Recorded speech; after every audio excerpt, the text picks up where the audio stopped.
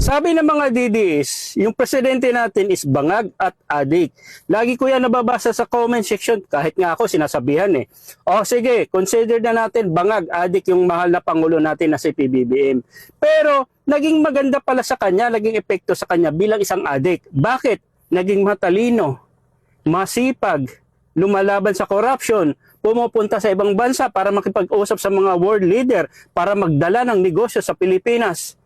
Pumupunta siya sa kanyang mga proyekto kung tama ba o mali, natapos ba o hindi.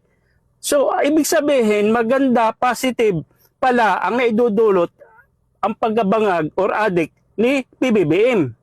So, para sa Duterte naman, di ba mga adik naman mga Duterte, kabaliktaran naman. So, naging bangag din sila, adik sila, pero mga tamad.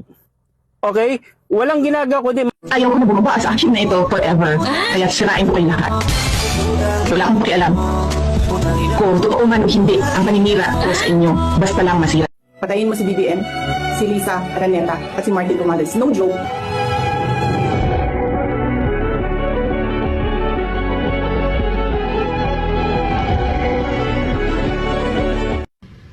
Ang intelligence fund, binili ko, pinapatay ko lahat. Kaya ganun ang Davao. Yung mga kasama ninyo, pinatigok ko talaga. Yun ang totoo. mamatay tao, okay? Di ba yung war on drugs ni Duterte, pati civilian nadadamay, kaya siya nandun sa daig ngayon. Si Sara Duterte, pinagbabantaan na yung mahal na Pangulo natin, yung First Lady, di ba? Gusto niya gurgurin, tapos nanununtok pa ng dun sa Davao, tapos ang bastos pa ng mga sinasabi, banat na banat sa administration, tapos hindi naman nagtatrabaho bilang OBP o bilang Vice President, lakwatsa dito, lakwatsa doon, sangkot sa DepEd, sangkot sa OBP scandal, kaya nga na-impeach. So ibig sabihin, negative, positive, pag ikaw is addict or bangag. So naging sa part ng Duterte, hindi magandang nangyari. Okay? Addict talaga tunay. Pero si PBBM, addict na addict sa trabaho, masipag.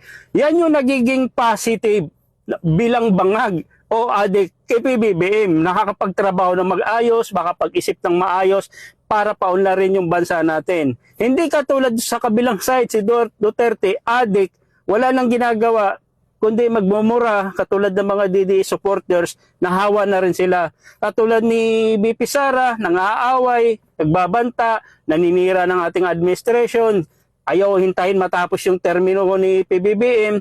So ngayon, tanong ko sa inyo, aling addict ang gusto nyo? Yung kay Duterte o kay PBBM? Yung mga DDS, syempre sa mga Duterte yan eh. Kasi sila yung tunay na bangag at addict na walang nangyayari. Ano?